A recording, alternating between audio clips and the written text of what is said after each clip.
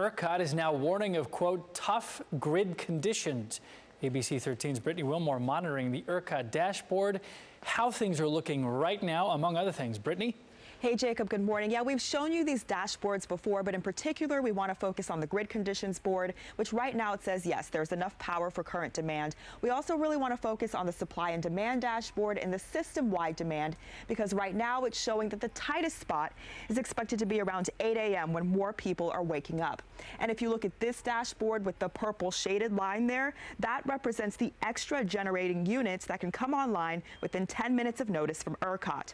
And speaking of notice, we're talking about that because ERCOT has given notice of tight grid conditions as of midnight through Friday morning to make sure the system can meet the demand.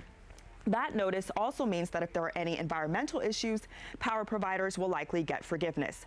All of this happens, though, as the now fired ERCOT chief Bill Magnus testified yesterday in court that when he ordered wholesale electricity prices to stay at $9,000 per megawatt hour, more than 150 times the normal prices in Texas during last year's freeze, he was following Governor Greg Abbott's order.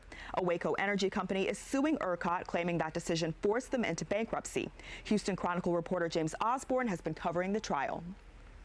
Certainly, Abbott doesn't, I think this testimony today did make clear that he hasn't been entirely open about his role in this.